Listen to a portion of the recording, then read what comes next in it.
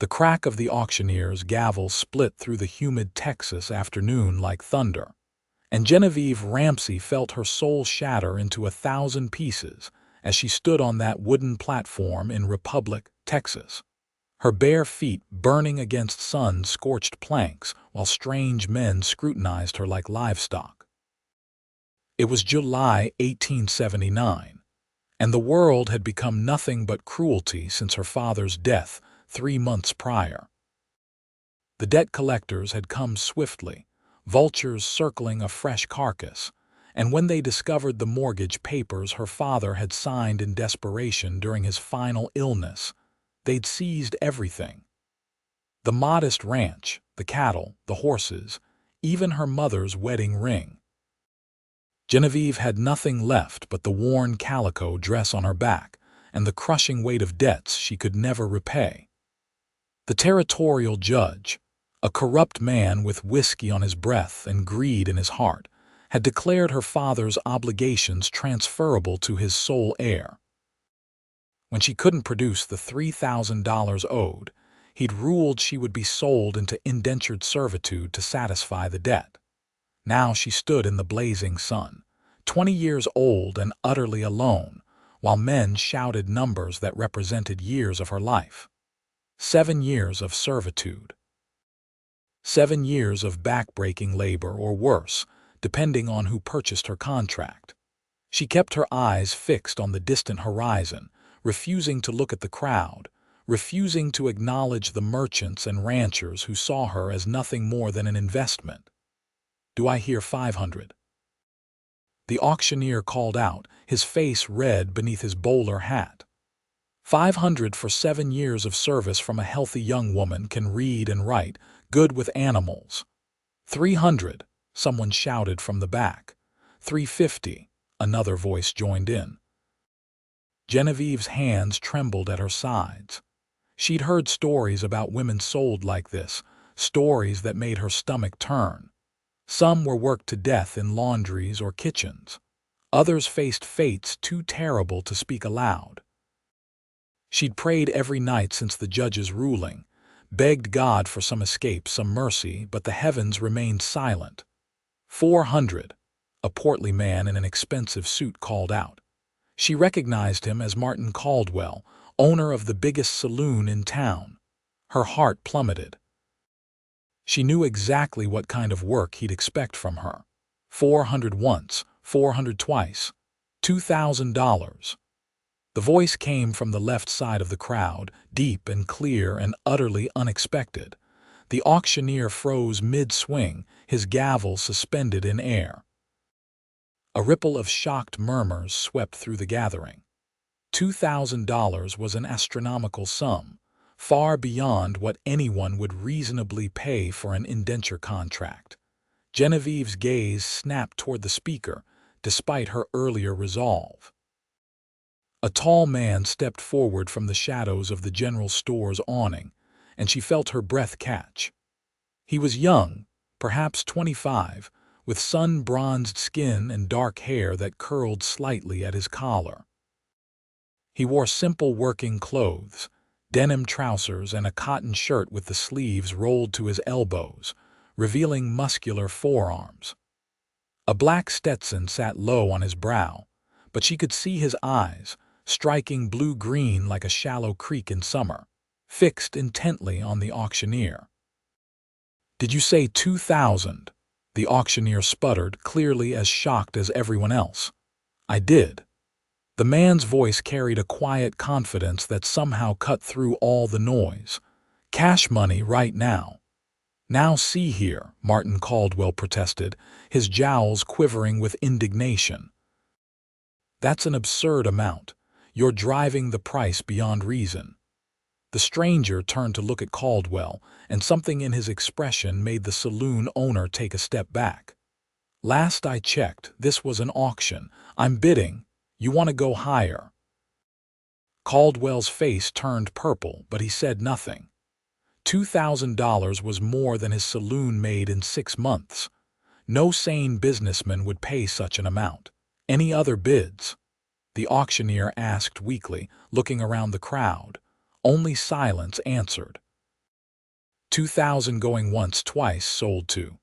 He paused, realizing he didn't know the buyer's name. Fletcher Quinn, the stranger supplied, already moving toward the platform. He pulled a leather pouch from his pocket, the coins inside clinking heavily. I'll need papers drawn up, legal and proper. Genevieve watched him approach, her mind reeling. Fletcher Quinn. She'd never heard the name before, which meant he wasn't from Republic. What did he want with her? Why would anyone pay such an outrageous sum? The cynical part of her mind, hardened by recent trials, immediately assumed the worst. Men didn't throw money around like that without expecting something in return. But when his eyes met hers as he climbed the platform steps, she saw something that confused her.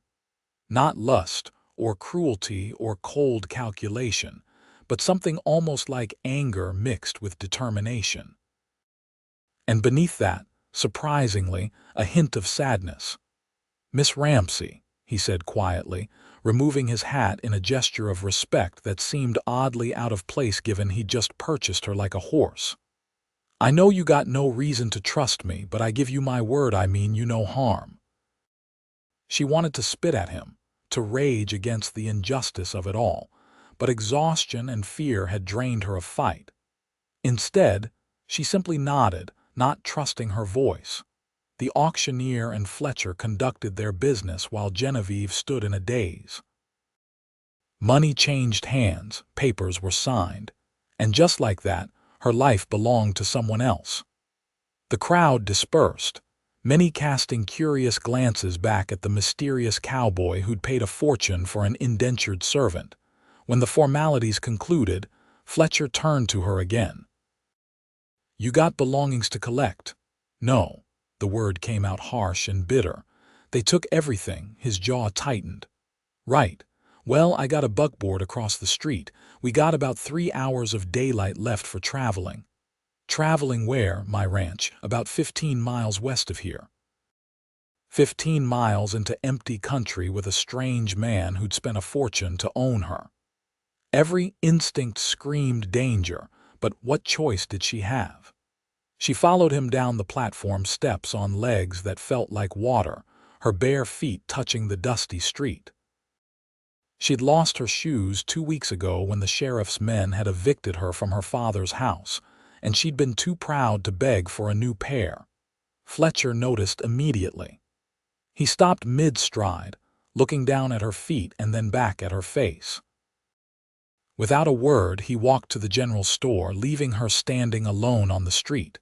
She considered running, but where would she go? She had nothing, knew no one who would harbor her against a legal contract. He emerged minutes later carrying a wrapped package. "Here." He thrust it toward her. Genevieve opened it slowly, finding a pair of sturdy leather boots and thick wool socks. They were simple and practical, but they were new, and they must have cost at least $3. She stared at them, then at him, completely confused. "Can't have you walking around barefoot," he said gruffly, already turning toward the buckboard. "Put them on. We need to get moving." She sat on the edge of the wooden sidewalk and pulled on the socks, then the boots. They fit reasonably well, perhaps a bit large, but infinitely better than nothing. The simple act of having shoes again made her eyes sting with unexpected tears, and she blinked them back furiously. She wouldn't cry. She'd done enough crying these past months to last a lifetime. The buckboard was a sturdy vehicle pulled by 2 strong horses. Fletcher helped her onto the seat with a hand under her elbow, his touch brief and impersonal. He climbed up beside her, took up the reins, and clicked his tongue to set the horses moving. They rolled out of Republic heading west, and Genevieve watched the only town she'd ever known disappear behind them. They rode in silence for the first half hour. The Texas landscape stretched out around them in endless waves of brown grass and scattered mesquite trees. The heat pressed down like a physical weight, and Genevieve felt sweat trickling down her spine. She snuck glances at Fletcher from the corner of her eye, trying to understand this man who'd upended her fate. He had a strong profile, straight nose and firm jaw shadowed with a day's worth of dark stubble. His hands on the reins were large and capable, scarred in places from hard work. He sat easy on the buckboard seat, comfortable in his body in a way that spoke of a man accustomed to physical labor. Everything about him suggested a working rancher, which made the $2,000 even more inexplicable. Why? The question burst from her before she could stop it. He glanced at her, one eyebrow raised. Why what? Why did you do it? Why pay so much? Fletcher was quiet for a long moment, his attention seemingly focused on the horses. Then he sighed, a sound heavy with old pain. My mother, he said finally. She was indentured when she was young before she married my father, the man who held her contract. He stopped, his jaw working. Let's just say he wasn't kind. By the time my father earned enough to buy out her contract and marry her, she'd been through hell. She died when I was 15, but not before she made me promise something. What? Genevieve whispered. That if I ever had the means, and I ever witnessed someone in a similar situation, I'd help. That I wouldn't stand by and watch another woman sold into suffering when I had the power to prevent it. He turned to look at her directly. I know what men like Caldwell wanted you for. I couldn't let that happen. His words stirred something in her chest, a fragile flutter of hope she was afraid to acknowledge. So what happens now? You own my contract for 7 years. About that. Fletcher reached into his shirt pocket and pulled out the folded papers the auctioneer had given him. To Genevieve's shock, he handed her the reins, then took out a match and struck it on the buckboard side. He held the flame to the corner of the contract papers. What are you doing? She gasped. Setting you free. He let the papers burn until the flames neared his fingers, then dropped them to the road where they crumbled to ash. There, no contract, no indenture. You're free. Genevieve stared at the charred remains of the papers, then at him, her mind struggling to process what just happened. But the debt, the judge said you had to be sold to satisfy the debt. You were. I bought the contract legally. What I do with it after is my business, and I just burned it. The debt's satisfied, and you don't owe me or anyone else a damned thing. But $2,000 is my money to spend how I like. His voice was firm but not unkind. Look, Miss Ramsey, I know this is a lot to take in. And I know you got no reason to trust me, but here's the truth of it. I run a cattle ranch with my 2 younger brothers. It's good land and we're building something worthwhile. The house has extra rooms. You're welcome to stay as long as you need, earn wages if you want to work, no obligations beyond that. When you're ready to move on, I'll give you money for travel and help you get wherever you want to go. That's the offer. Nothing more, nothing less. It was too much, too good. Genevieve felt her carefully maintained composure crack, and then shatter completely. The tears she'd been holding back for months poured out in great, gasping sobs that shook her whole body. Fletcher immediately pulled the horses to a stop and turned toward her, his face creased with concern. Easy now, he said softly. You're safe. I promise you're safe. She couldn't speak, couldn't explain that these were tears of relief as much as sorrow that his unexpected kindness had broken through the walls she'd built to survive. She cried for her father, for her lost home, for the terror of standing on that auction block, and for the stunning gift of freedom this stranger had just given her. Fletcher didn't try to touch her or stop her tears. He simply waited, patient and steady, until the storm passed. When she finally regained control, he offered her a handkerchief from his pocket. She took it gratefully, wiping her face and trying to gather her dignity. I'm sorry, she managed. Don't be. You got plenty of reason for tears. He picked up the reins again. We should keep moving. Ranch is still a couple hours out, and I'd rather not be traveling in full dark. They continued westward, and gradually Genevieve's shock began to give way to 1,000 questions. "You said you have brothers." "Two. Finn's 22 and Felix just turned 19. Good men, both of them, though Finn can be hot-headed and Felix is too trusting for his own good sometimes. Our parents passed 5 years back in the same winter. Influenza took them both within a week of each other. Left us the ranch and enough money to keep it running if we worked hard and made smart choices." "Is that how you had $2,000? From your inheritance?" Fletcher shook his head. "That money's long since gone into the ranch." "No, the 2,000 came from a cattle drive I led last year. Took a herd up to Kansas, hit the market at exactly the right time and made a substantial profit. I've been keeping it saved, wasn't sure what for. Guess now I know." The way he said it, so matter-of-fact about spending his hard-earned money on a stranger's freedom, made Genevieve's throat tight again. "I don't know how to thank you. Don't need thanks. Just needed to do what was right." They talked more as they traveled, the conversation gradually becoming easier. Fletcher told her about the ranch, about the herd they were building, about his hopes to expand into horse breeding. Genevieve found herself relaxing despite everything, drawn in by his obvious passion for his work and his land. He spoke about cattle and horses the way some men spoke about treasure, with genuine love and enthusiasm. In turn, she told him about her own life, about growing up on her father's small ranch, about learning to rope and ride and brand cattle alongside him. "He wanted a son," she said quietly. "But after my mother died in childbirth when I was 5, he never remarried. So he taught me everything he would have taught a boy. I can work cattle as well as any man." Fletcher glanced at her with new interest. "That a fact? We could use someone skilled with cattle. Finn and Felix are good workers, but they're still learning. If you wanted employment, real employment with fair wages, the offer stands. I don't want charity. It wouldn't be. I don't hire people out of charity. I hire them because they can do the work." He paused. "If you'd rather work in town somewhere, I understand, but think about it at least."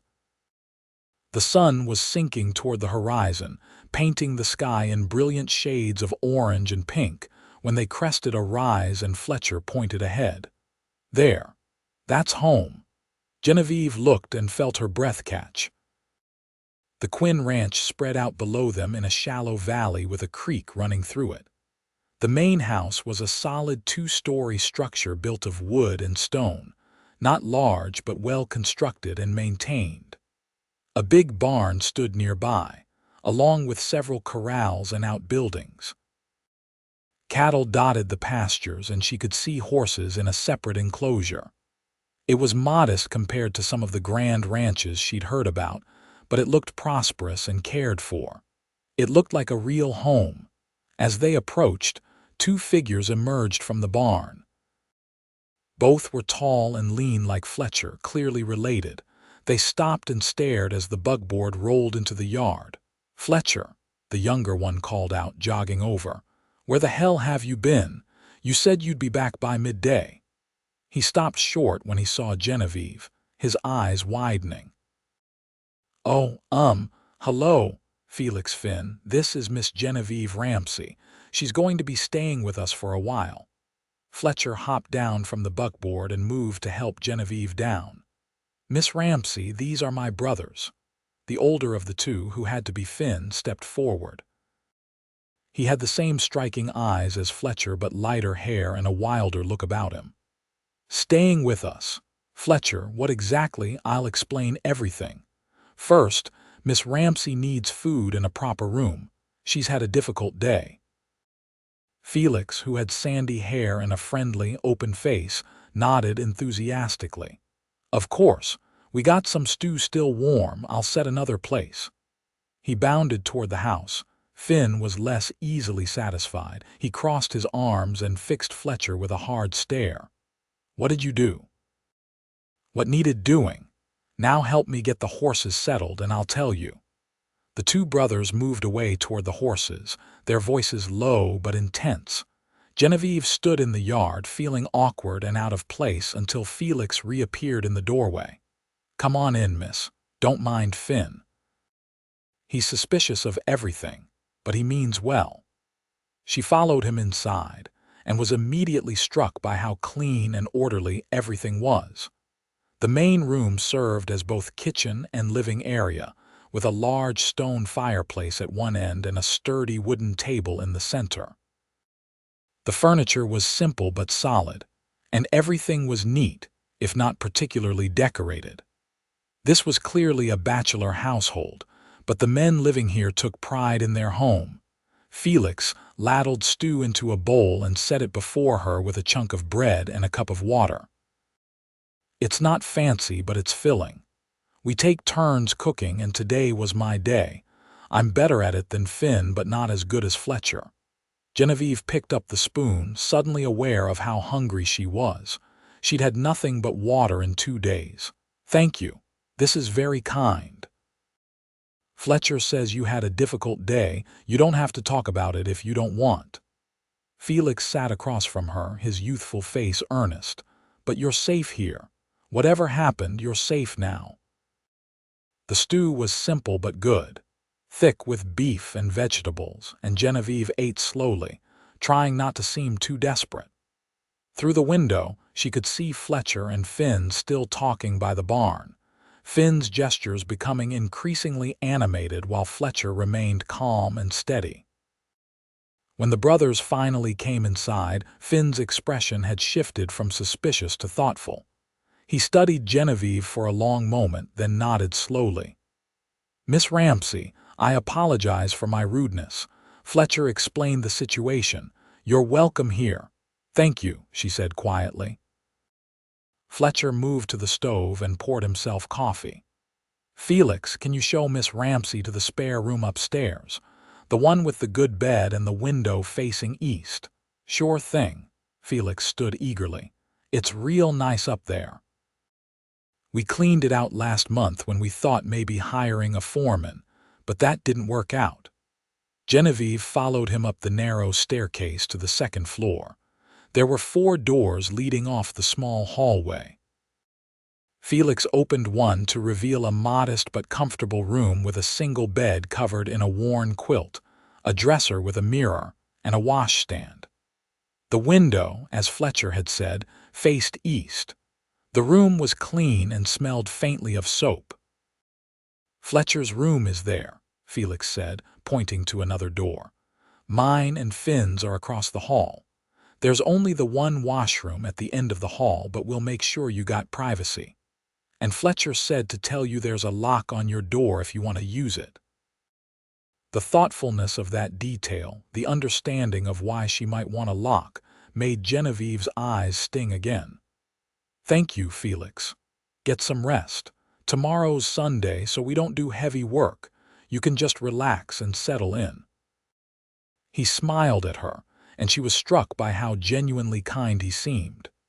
"It's real good to have another person around. Gets lonely sometimes with just us 3. After he left, Genevieve sat on the bed and looked around her new quarters. It wasn't much, but it was infinitely better than where she'd expected to end up. The bed was soft, the room was clean, and most importantly, she was free. The contract was burned. She owed nothing. She lay back on the bed, still wearing the borrowed boots and the worn calico dress that had been through so much. And for the first time in months, she felt something almost like hope. The next morning, Genevieve woke to sunshine streaming through the window and the smell of coffee and bacon drifting up from below. For a moment, she forgot where she was and panic seized her. Then memory returned, and she sat up slowly, taking in the room in daylight. Someone had left a basin of clean water on the washstand and a folded towel beside it. She washed as best she could and wished desperately for clean clothes. The calico dress was all she had, and it was stained and worn from weeks of hardship. But there was nothing to be done about it, so she straightened it as much as possible and went downstairs. All three brothers were already up, sitting around the table with plates of eggs and bacon. They looked up when she appeared, and Fletcher immediately stood. "Morning, Miss Ramsey. Hope you slept well. There's breakfast if you're hungry." "I slept better than I have in months," she admitted. "And yes, thank you, I'm quite hungry." Felix jumped up to fill a plate for her, and she sat at the table, hyper-aware of being the only woman in a house full of men. But they treated her with easy respect, including her in their conversation about the day ahead without making her feel obligated to participate. "I was thinking we should check the north fence line," Finn said, sopping up egg yolk with a piece of bread. "Might be some damage from that windstorm earlier in the week." "Good idea," Fletcher agreed. He glanced at Genevieve. "You're free to do as you please today. Rest, look around the place, whatever you want. Consider this your home for as long as you're here." "Actually," she said slowly, "I was hoping I might borrow some tools. I noticed your vegetable garden is overrun with weeds. If you don't mind, I'd like to work on it." All three brothers looked surprised. "You don't have to work," Fletcher said. "You're not indentured, remember, I know. But I'd like to. I'm not good at sitting idle, and I know my way around a garden. My mother taught me before she passed." Fletcher studied her for a moment, then nodded. "Tools are in the small shed by the barn. Help yourself to whatever you need." After breakfast, while the men headed out to check fences, Genevieve found the tool shed and selected a hoe and some other implements. The garden was indeed badly neglected, but it had good bones. Someone had laid it out well, with raised beds and decent soil. It just needed attention. She worked through the morning, losing herself in the familiar rhythm of pulling weeds and turning soil. The physical labor felt good after weeks of helplessness.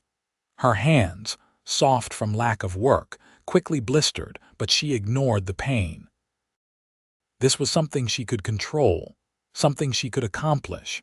She was so absorbed in her work that she didn't notice Fletcher's return until his shadow fell across the garden bed. She looked up, wiping sweat from her forehead with the back of her hand. "You've been at this for 4 hours straight," he said, his voice holding a note of concern. "In this heat, you need to take breaks and drink water. I'm fine. You're turning red as a tomato. Come on, rest in the shade for a bit."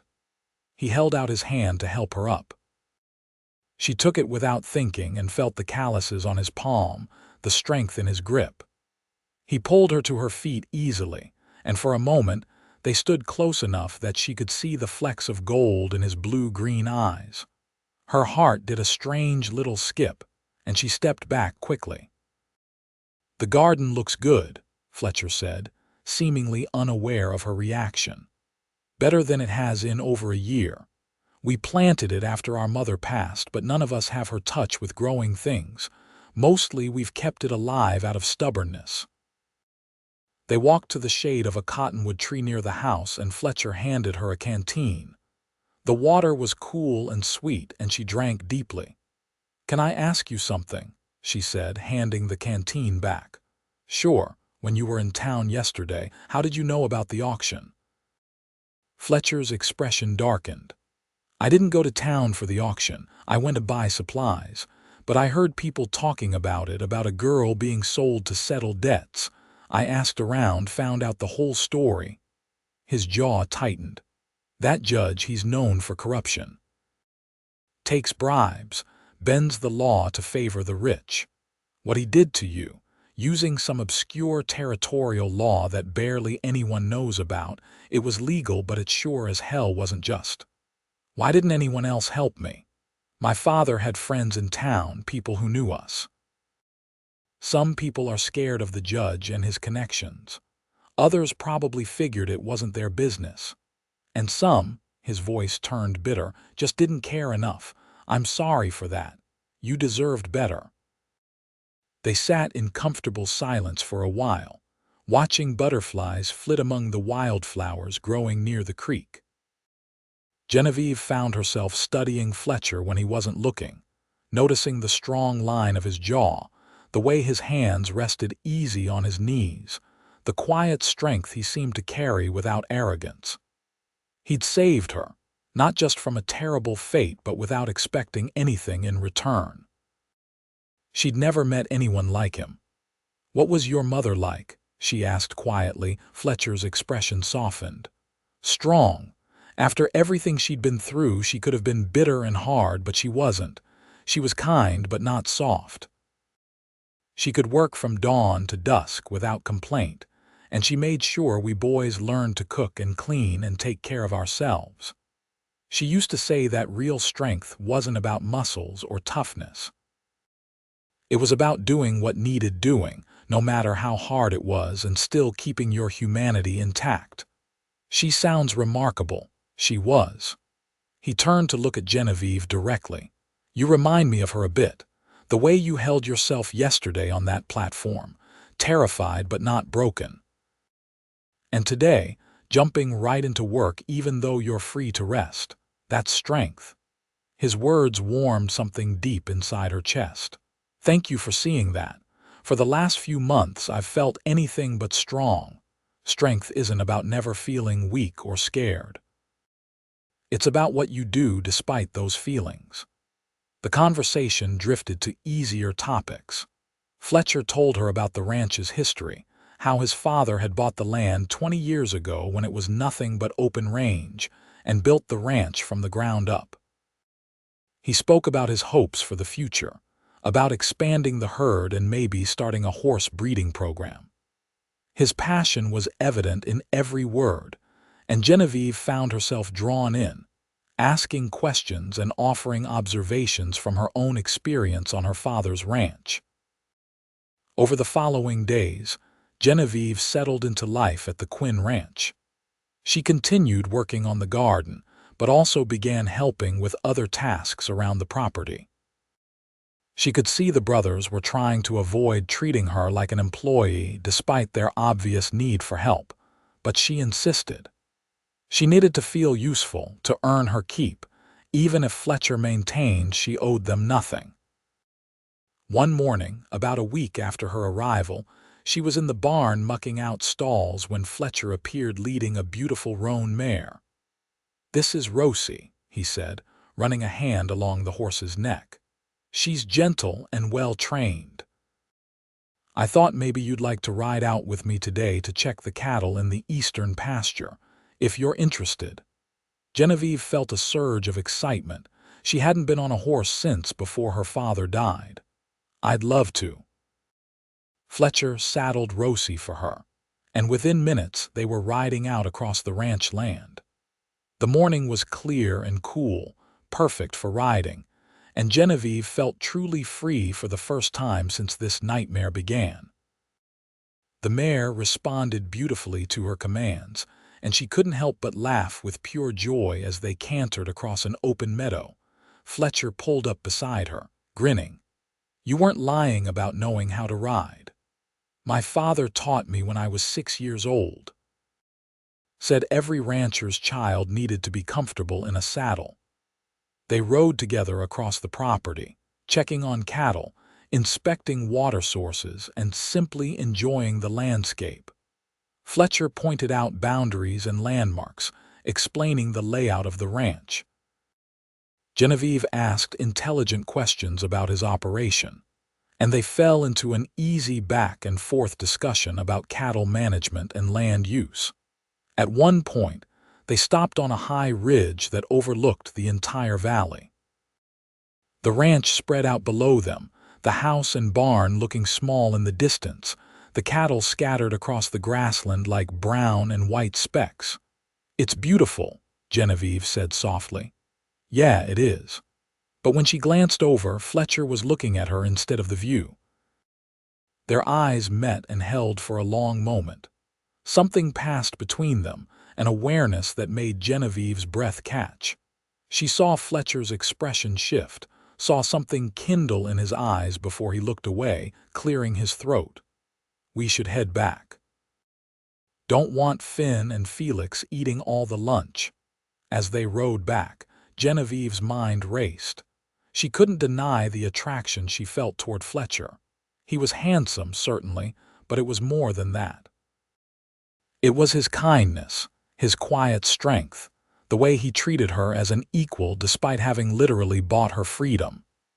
It was the gentle way he spoke about his mother and the passion in his voice when he talked about his dreams for the ranch. But surely he didn't feel the same.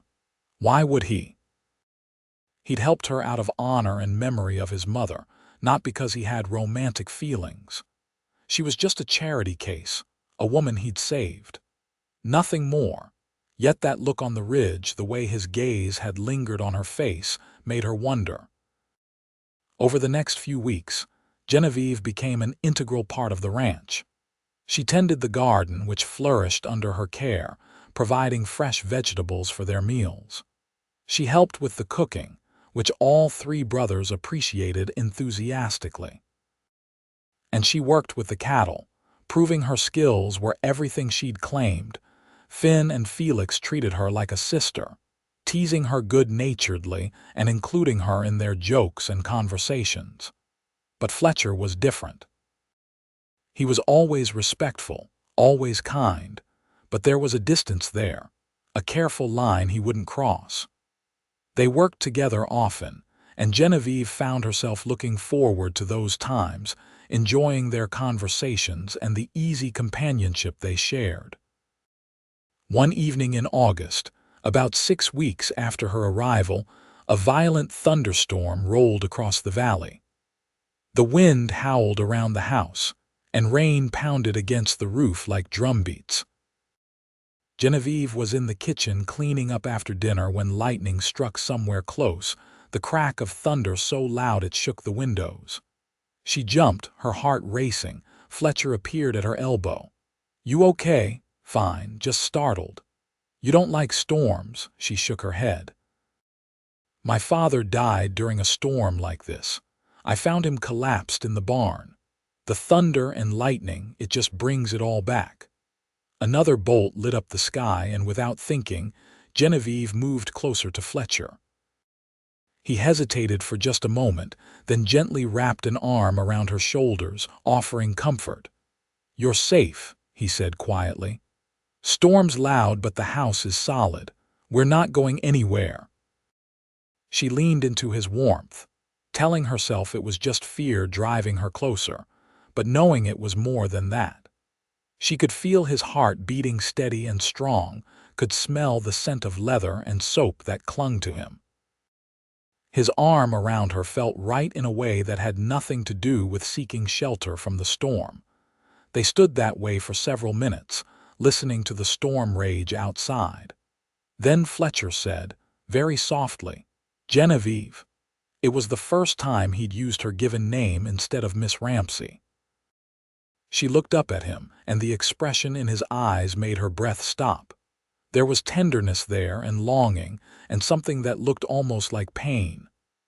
"I need to tell you something," he continued, "but I don't want to make you uncomfortable, and if you want me to stop talking, just say so." Her heart was pounding harder than the rain. "What is it? These past weeks, getting to know you, working alongside you, He stopped, seeming to struggle for words. "I've come to care for you, more than I should, probably. More than is smart given the circumstances." "Fletcher, let me finish. I know how we met. I know you might think any feelings you have for me are just gratitude or obligation because I helped you. And I swear to you I don't expect anything. You don't owe me romance or affection or anything else. Your freedom is real. If you want to leave tomorrow, I'll help you go with money and supplies and no hard feelings." "But," she whispered, sensing there was more. "But if there's any chance, any possibility that you might care for me too, not out of obligation but because you genuinely want to, then I'd like to court you properly. With respect and patience and all the time you need." Genevieve felt tears prickling her eyes. "You think I only care about you out of gratitude, don't you?" "No." The word came out fierce and certain. "Fletcher, you gave me back my life, that's true. But these weeks here, getting to know you, that's something entirely separate. You're good and honorable and kind." You work hard and you treat everyone fairly. You talk about cattle breeding like other men talk about philosophy. You remember how I take my coffee, and you always make sure I have the shady side of the porch on hot evenings. I care about you because of who you are, not what you did for me." Hope flared in his eyes. "Truly, truly." She reached up and touched his face, feeling the slight rasp of stubble under her palm. "I was trying not to feel this way, trying to convince myself it was just gratitude like you said, but it's not. I think I started falling for you that first day, when you climbed onto that platform and looked at me with anger at the situation instead of appraisal of merchandise." Fletcher's arm tightened around her, and his other hand came up to cup her face. "Can I kiss you?" "Yes," she breathed. He lowered his mouth to hers slowly, giving her every chance to change her mind. But she didn't want to change her mind. She wanted this, wanted him, with a certainty that cut through all her doubts and fears. When their lips met, it was gentle at first, almost hesitant, both of them aware of the significance of this moment. Then the kiss deepened, and Genevieve felt like she was falling and flying at the same time. Fletcher's arms came around her fully, holding her close, and she pressed against him, her fingers tangling in his hair. The storm raged outside, but she barely heard it anymore. All she knew was the warmth of his body, the taste of his mouth, the feeling of rightness that flooded through her. When they finally broke apart, both breathing hard, Fletcher rested his forehead against hers. "I've wanted to do that for weeks." "So have I," she admitted. They stood there, wrapped in each other's arms while the storm slowly passed over. When they finally moved apart, Genevieve saw Finn and Felix watching from the doorway to the living room, matching grins on their faces. "About time," Finn said. "We were wondering how long you two were going to dance around each other." Fletcher threw a dish towel at him, but he was smiling. "Don't you have somewhere else to be?" "Not particularly," Felix said cheerfully. "This is the most entertainment we've had in months." Despite her embarrassment, Genevieve found herself laughing. This felt like family, like the home she'd lost and thought she'd never have again. Over the following weeks, Fletcher courted Genevieve with a sweetness that made her heart ache in the best way. He brought her wildflowers from the meadow and left them on her windowsill. He taught her to play chess in the evenings, and they sat by the fireplace moving pieces while Finn and Felix provided running commentary. He took her on long rides across the ranch, showing her his favorite places, and they talked about everything under the sun. They kissed often, stolen moments in the barn or on the porch after his brothers had gone to bed. But Fletcher never pushed for more, always respectful of boundaries, and Genevieve loved him all the more for it. One evening in late September, as they sat together watching the sunset from the porch, Fletcher took her hand. "Genevieve, I need to ask you something important." She turned to him, her heart already racing. "What is it? These past months with you have been the happiest of my life. You've become part of this ranch, part of this family. Finn and Felix love you like a sister. The garden's thriving, the cattle are well managed, and the house actually feels like a home instead of just a place we sleep." He shifted to face her fully. "But more than all that, I love you. I love your strength and your kindness and your laugh. I love the way you argue with me about horse training and the way you hum while you work in the garden. I love everything about you." Tears were already streaming down Genevieve's face. "Fletcher, wait. Let me do this proper." To her shock, he slid off the porch bench and knelt on one knee, pulling a small box from his pocket. "Genevieve Ramsey, would you do me the honor of becoming my wife?" He opened the box to reveal a simple gold band with a small but beautiful diamond. It wasn't ostentatious, but it was lovely and clearly chosen with care. "Yes," she said, her voice breaking with emotion. "Yes, absolutely yes." Fletcher stood and swept her into his arms, kissing her deeply while she laughed and cried at the same time. The porch door flew open and Finn and Felix tumbled out, whooping with joy. "She said yes," Felix demanded. "She said yes," Fletcher confirmed, grinning wider than Genevieve had ever seen. "Finally!" Finn grabbed them both in a bear hug. "Thought we'd be old men before you got around to proposing." They celebrated that night with a special dinner, and the good whiskey Fletcher kept hidden for important occasions. Genevieve kept staring at the ring on her finger, barely able to believe this was real. 4 months ago, she'd stood on an auction block in Republic, Texas, certain her life was over. Now she was engaged to a good man, surrounded by a loving family, and happier than she'd ever imagined possible. They were married 6 weeks later in a small ceremony at the church in Republic. The minister who had known Genevieve's father presided, and several townspeople who'd felt guilty about not helping her attended to offer congratulations. Genevieve wore a simple white dress that Fletcher had commissioned from the town's seamstress, and she carried wildflowers from the ranch's meadow. When the minister pronounced them husband and wife and Fletcher kissed her in front of everyone, Genevieve felt her old life finally slip away completely.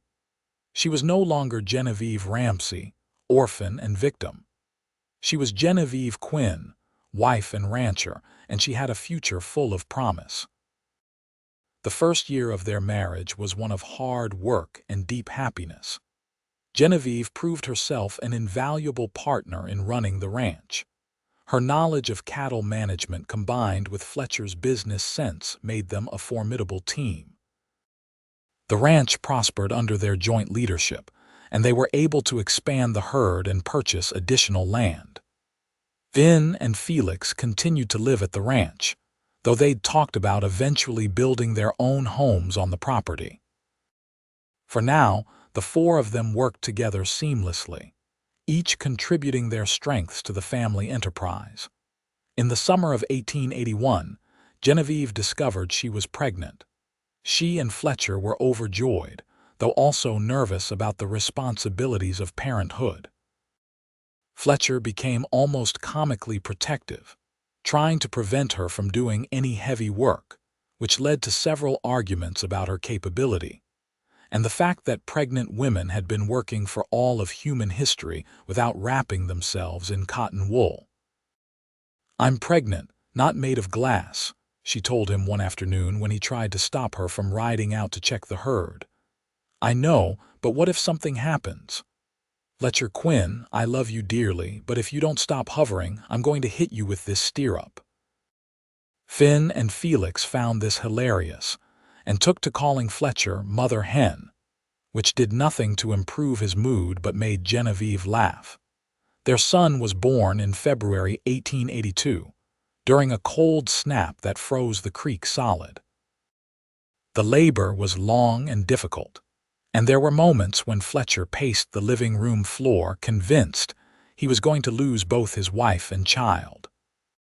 But Genevieve was strong, and when the midwife finally emerged holding a squalling, red-faced baby boy, Fletcher's relief was so profound he had to sit down before he fell down. They named him Thomas, after Fletcher's father.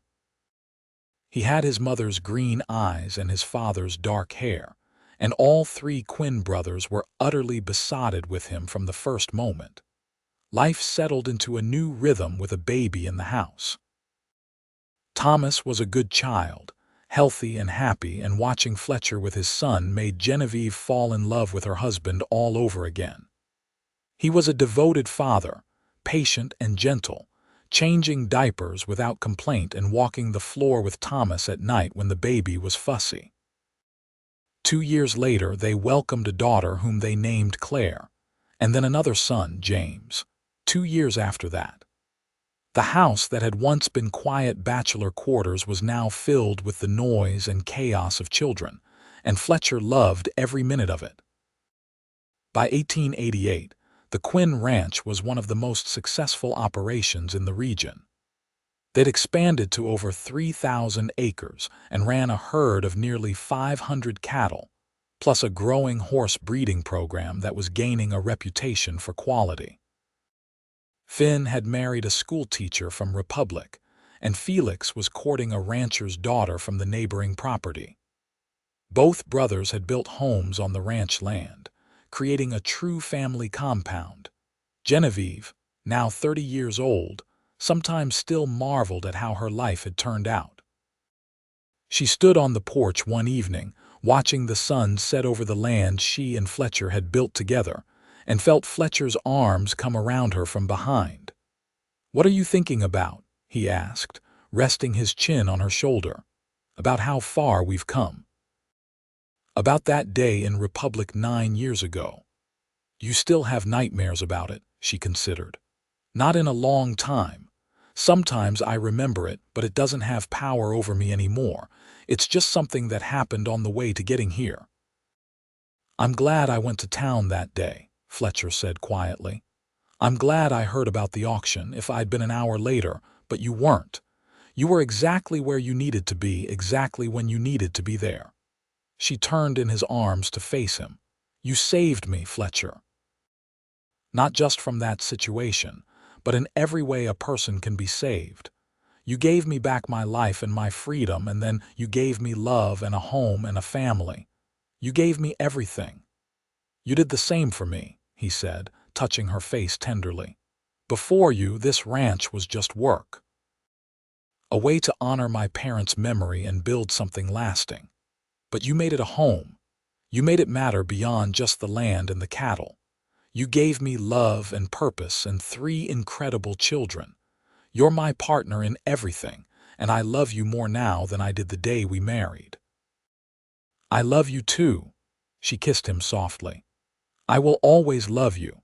From inside the house came the sound of children laughing and Felix's voice raised in mock protest about something. Life was full and busy and sometimes exhausting, but it was theirs, built together from the ashes of tragedy into something beautiful and lasting.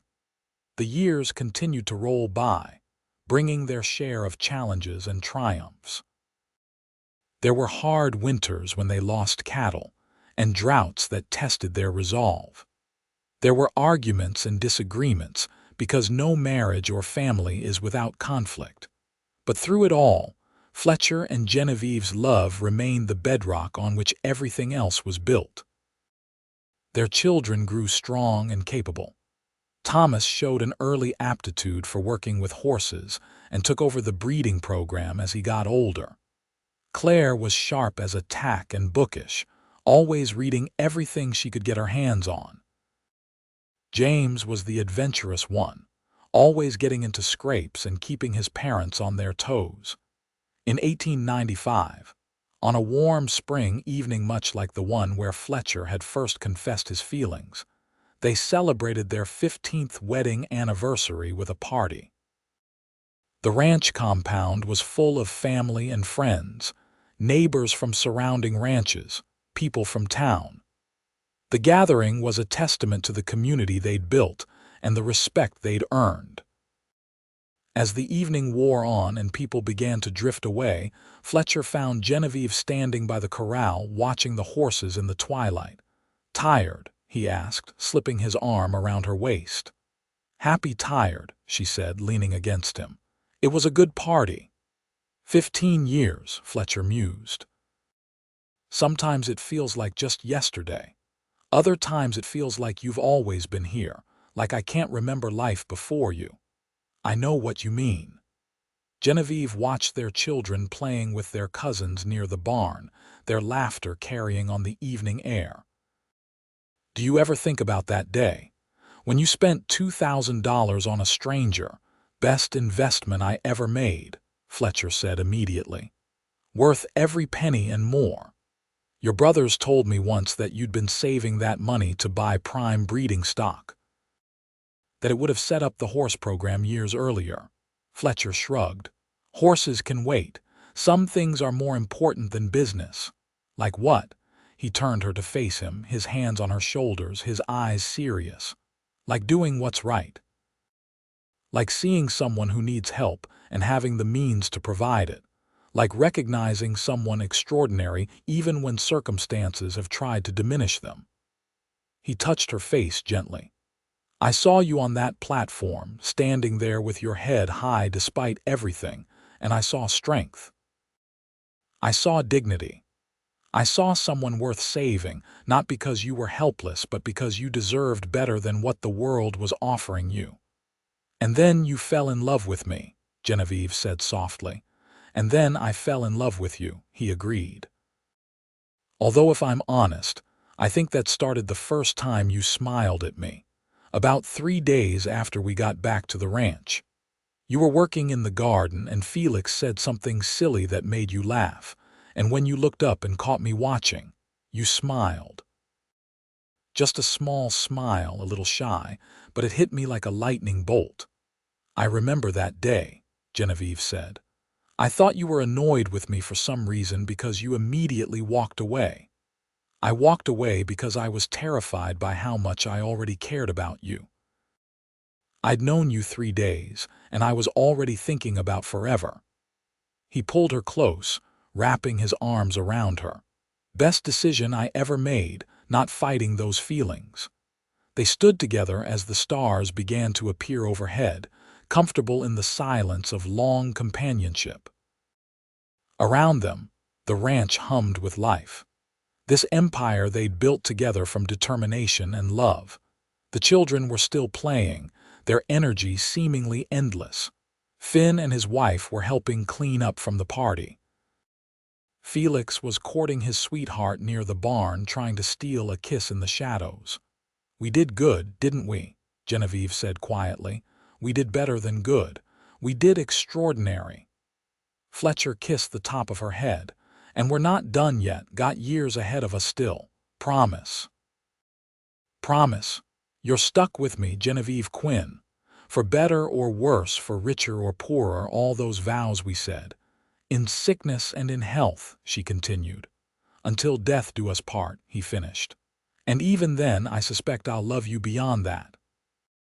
As they walked back toward the house hand in hand, Genevieve reflected on the incredible journey that had brought them here.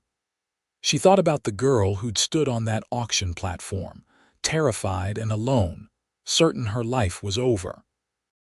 She thought about the cowboy who'd spoken up when no one else would, who'd seen value where others saw only merchandise, who'd given freedom when he could have demanded service. That was the foundation of everything they'd built together. Not gratitude, not obligation, but a genuine recognition of each other's worth, and a love that had grown from respect into something that defined both their lives. The years that followed brought more changes. Thomas married at 21, bringing his new wife to live in yet another house built on the family land. Claire, to everyone's surprise but Genevieve's, announced she wanted to become a doctor and left for medical school back east. James took over more of the day-to-day ranch operations, freeing Fletcher to focus on the business and breeding aspects he loved most. Fletcher and Genevieve aged together gracefully. The hard work of ranching left its marks on both of them. Fletcher's dark hair turned silver at the temples. Genevieve's hands became weathered from years of work. But to each other, they only grew more beautiful, each line and silver hair a testament to a life well lived. In 1903, they celebrated their 25th wedding anniversary surrounded by their children, grandchildren, extended family, and friends from across the region. The party was even bigger than the one 15 years earlier, because the Quinn Ranch had become something of an institution, and Fletcher and Genevieve were respected not just as successful ranchers but as pillars of their community. During the party, several people made speeches. Finn talked about how his brother had always been the strong one, the responsible one, but how Fletcher had truly come alive when Genevieve entered his life. Felix spoke about how Genevieve had transformed their bachelor household into a real home and taught them all what family really meant. Thomas, now a father himself, talked about the example his parents had set of partnership and equality in marriage. But it was Claire, home from her medical practice in Dallas, who perhaps captured it best. "My parents' love story," she said, her voice clear and strong, "started with an act of extraordinary courage and compassion. My father saw injustice and had the means to stop it, so he did. He could have walked away. He could have decided it wasn't his problem, but he didn't. And my mother, who had every reason to be bitter and broken, chose instead to hope and trust and eventually love. They chose each other, every day, for 25 years. And in doing so, they built not just a successful ranch, but a legacy of kindness and integrity that extends far beyond this property." As the applause died down, Fletcher stood up, pulling Genevieve to her feet beside him. "I'm not much for speeches," he said, his voice carrying across the suddenly quiet crowd. "But I want to say something. 25 years ago, I spent $2,000 at an auction in Republic. People thought I was crazy. Maybe I was. But I knew in my gut that I was supposed to be there that day, that I was supposed to help this particular woman. I thought I was saving her." He turned to look at Genevieve, his eyes shining with emotion. "But the truth is, she saved me right back. She took a house and made it a home. She took a business and made it a legacy. She took a man who was just going through the motions of life and gave him something to live for. Every good thing in my life since that day traces back to her. So here's to my wife, my partner, my best friend, the love of my life. To Genevieve." "To Genevieve," the crowd echoed, raising their glasses. Genevieve couldn't speak past the lump in her throat, so she simply pulled Fletcher down for a kiss, not caring that everyone was watching. The crowd erupted in cheers and applause. Later that night, after the guests had departed and the family had gone to bed, Fletcher and Genevieve walked down to the creek that ran through their property.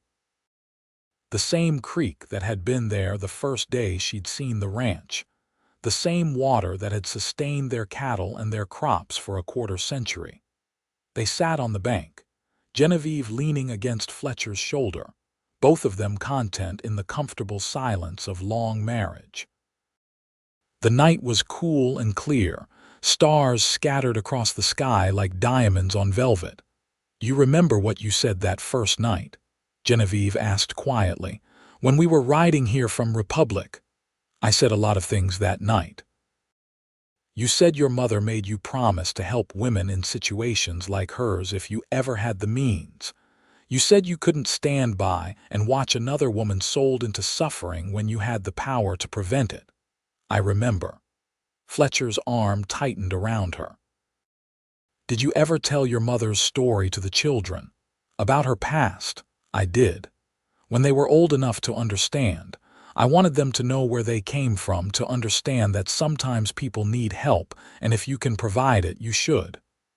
"She would be proud of you," Genevieve said. "Your mother, she'd be proud of the man you became and the family you've built." "I hope so. I've tried to live up to her teachings." He paused. "Do you ever regret it, this life? Sometimes I wonder if you would have preferred something different. Maybe a life in a city somewhere, with more culture and society." Genevieve laughed softly. "Fletcher Quinn, after 25 years, you still don't know me as well as you think. I love this life. I love this ranch, this family, this community. I love working with my hands and seeing the results of our labor. I love watching the sun rise over our land and knowing we built this together. I have everything I ever wanted, even though it started in such a terrible way." She turned to look at him, reaching up to touch his face. "Especially because it started that way. It taught me never to take any of this for granted. Every day I wake up in our bed, in our house, on our land, next to the man I love, I'm grateful. Every morning I remember what I survived and what you gave me, and I'm thankful. Not just for the rescue, but for everything after. For your love, your respect, your partnership. For for the life we built together."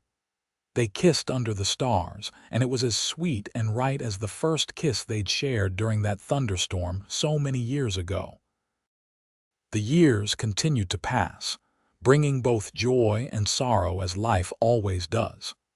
Fletcher's brother Finn passed away in 1910 from a sudden heart attack, leaving everyone devastated. But his wife and children remained on the ranch, and the family drew together to support each other through the grief. Felix lived to a ripe old age, becoming the eccentric uncle who told long stories and spoiled his great-nieces and great-nephews. He passed peacefully in his sleep in 1918, and the whole community mourned the loss of such a genuinely kind man. Through it all, Fletcher and Genevieve remained each other's constant. They worked together, laughed together, weathered storms together, both literal and metaphorical. The ranch continued to prosper under their management, and when they eventually turned over day-to-day operations to their sons, it was with the satisfaction of knowing they'd built something lasting. In 1928, they celebrated their 50th wedding anniversary. By then, they were in their 70s, slowed by age but still sharp in mind and strong in spirit. The celebration was smaller this time, just family, but no less meaningful. 3 children, 9 grandchildren, and 4 great-grandchildren gathered to honor the couple who'd built the family dynasty.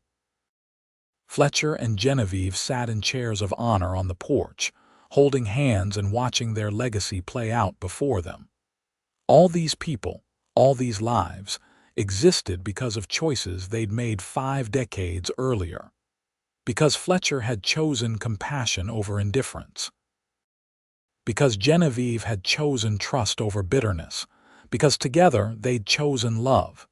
50 years, Fletcher said wonderingly, his voice still strong despite his age.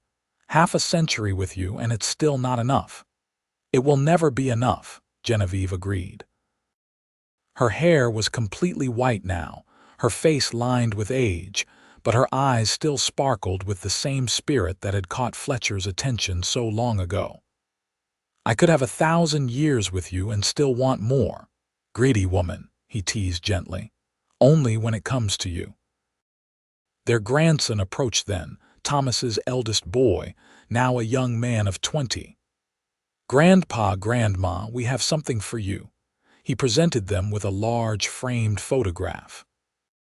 It showed the entire family gathered on the ranch, 3 generations plus spouses, all standing in front of the original ranch house. Beneath the photo, someone had engraved a small plaque that read, "Built on love, maintained by family, 1878-1928. Genevieve felt tears spring to her eyes. "It's beautiful, thank you." "We also have something else," her granddaughter said, stepping forward with an envelope. "We all contributed. It's a trip to San Francisco if you want it. A chance to see the city, stay in a nice hotel, take some time for just the 2 of you." Fletcher and Genevieve looked at each other and smiled. "That's very generous," Fletcher said, "but I think we're happy right here. This ranch, this family, this is everything we need." As evening fell and the party wound down, Fletcher and Genevieve took their customary walk down to the creek. It was harder now, their steps slower and more careful, but they still made the journey. Some traditions were too important to abandon. They sat on the same bank where they'd sat so many times before, watching the water flow past, eternal and unchanging while everything else transformed around it. "Do you believe in fate?" Genevieve asked suddenly. Fletcher considered. "I don't know. Maybe. I know I was supposed to be in Republic that day. I can't explain it, but something told me to go to town that morning. I almost didn't. I was going to send Finn for the supplies. But something made me go myself. I'm glad you did. So am I. Otherwise, I might have missed the greatest blessing of my life." They sat in companionable silence, both lost in memories of the decades they'd shared, first kisses and first fights. The births of their children and the deaths of loved ones. Successes and failures, laughter and tears, all the moments that wove together to create a life. "Fletcher," Genevieve said softly. "Yes, love, thank you for everything. For saving me, for loving me, for building this life with me. For 50 years of partnership and respect and love. Thank you." He brought her hand to his lips and kissed it gently. "Thank you for saying yes. Thank you for trusting me when you had no reason to. Thank you for making me the happiest man in Texas. Thank you for being my wife." They stayed by the creek until the stars came out, just as they had on so many nights before. And when they finally walked back to the house, Fletcher's arm around Genevieve's waist and her head on his shoulder, they moved with the comfortable synchronicity of two people who'd been walking together for so long they'd become one. Fletcher Quinn passed away in his sleep in the spring of 1931 at the age of 77. He went peacefully, Genevieve beside him holding his hand, and his last words were, "I love you." The funeral was attended by hundreds of people whose lives he'd touched, and he was laid to rest on a hill overlooking the ranch he'd loved so much. Genevieve lived another 4 years, surrounded by family, still sharp and engaged with life despite her grief. She spent her remaining time with her children and grandchildren, passing on stories and wisdom, making sure the family history was preserved. She talked often about Fletcher, keeping his memory alive through her words. On a warm summer evening in 1935, Genevieve Quinn passed away quietly in her sleep, in the room she'd shared with Fletcher for over 50 years. She was 76 years old. The family found her lying peacefully, a small smile on her face, and in her hand was the simple gold ring Fletcher had given her on that porch decades earlier. She was buried next to Fletcher on the hill, their graves marked by simple but elegant headstones. And engraved on both stones beneath their names and dates was a simple phrase, "Together forever, built on love." The ranch continued on, passed down through the generations, each one adding their own chapter to the story while honoring the foundation Fletcher and Genevieve had laid. The original house was preserved and maintained, becoming something of a family museum. The garden Genevieve had first restored was still tended with care. The creek still flowed through the property, witnessing the ongoing life of the Quinn family. And sometimes, on quiet evenings when the wind was just right, family members swore they could feel the presence of those two extraordinary people who'd started it all. The cowboy who'd spoken up when no one else would, and the woman who'd survived the unsurvivable and turned tragedy into triumph. Their love story became the stuff of family legend, told and retold to each new generation. The tale of how Fletcher Quinn had walked into an auction in Republic, Texas in 1879, saw injustice, and had the courage and the means to stop it.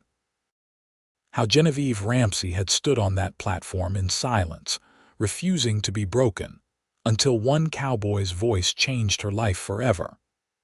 How they'd fallen in love, built an empire, raised a family, and created a legacy that lasted far beyond their own lives. It was a story of courage and compassion, of seeing worth where others saw only merchandise, of choosing love over bitterness. It was a reminder that sometimes one person's choice to do the right thing could ripple out in ways they could never imagine, touching countless lives across generations.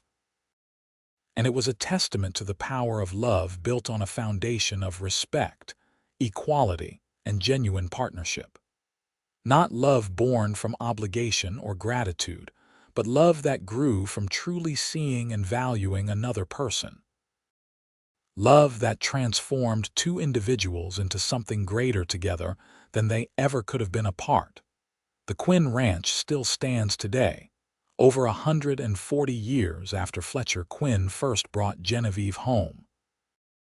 It's run by their descendants, who work the land and tend the cattle and breed the horses just as their ancestors did. The family gathers there for reunions and celebrations, and always, someone tells the story of how it all began. With an auction in silence, a cowboy who spoke up, and a love that changed not just 2 lives, but generations of lives that followed. Their story serves as a reminder that in a world that can be cruel and unjust, there are still people willing to do what's right. That love can bloom in the most unlikely circumstances. That freedom, once given, can transform everything. And that the choices we make, in moments of crisis and compassion, can echo through time in ways we never imagined. Fletcher and Genevieve Quinn built more than a ranch. They built a home, a family, a legacy, and a love story for the ages. And their descendants carry forward the values they embodied, honoring the cowboy who spoke up and the woman whose silence was broken by love.